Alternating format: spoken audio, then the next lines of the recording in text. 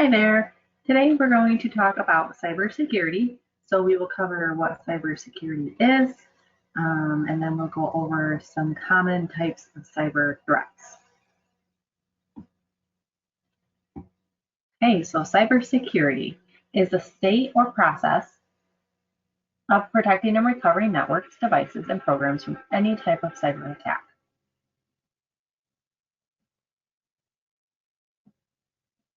Cyber threats are serious and growing, and criminals are keeping up with technology and getting more sophisticated. The Internet Crime Complaint Center gets an average of 340,000 complaints each year. That's more than 1,200 complaints per day. And there was $3.5 billion in victim losses in 2019. So here are a couple common cyber threats. Phishing. Phishing is when thieves send you emails that try to lure you into providing or confirming personal information. They usually look like they're from legitimate organizations. Some signs of phishing to keep an eye out for. There's a request that's usually urgent for you to make contact through a provided link or provide sensitive information. Spelling and grammar mistakes. A generic greeting, so this could be things such as dear user or just hello. Unsolicited attachments, so things that you were not expecting to get. And they use threats, warnings, or enticements to create a sense of urgency.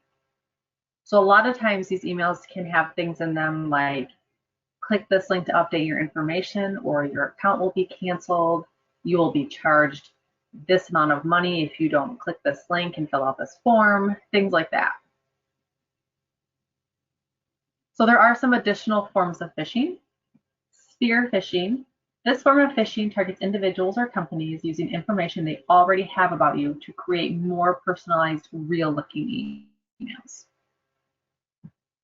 And smishing and vishing. These are when criminals use automated dialing systems to text, which is smishing, or call you, which is phishing, with the intention of tricking you into sharing personal information. Baiting. This is when thieves dangle something in front of the victim, enticing them to take action. So an example of this might be when a criminal leaves a USB drive loaded with malware in a place where a victim will see it. So maybe it's in a public place or in a parking lot or at a workplace. And a lot of times they might label it with confidential or bonus information or things like that, that will entice the victim to want to plug it into their computer and read what's on it. However, when that USB drive does get plugged in, the malware will automatically inject itself into the computer. Quid pro quo, or something for something, is when the victim is led to believe that if they give something to the criminal, they will get something in return. So this could be if the thief entices you with the fact that you won a prize, but only after you fill out a form that includes most of your personal information. Pretexting. This is when the criminal uses a made-up scenario to capture someone's attention. Once the story gets that person's attention, the thief tricks the victim into providing private information. So one example of this could be naming you the beneficiary of a will of maybe some distant relative. And in order to prove that you're the actual beneficiary and to get the inheritance, you need to provide personal information. Another example could be that the thief creates a fake scenario posing as someone with power, such as a CEO, or as a trusted vendor or someone from IT, in order to manipulate the victim into willingly sharing sensitive information.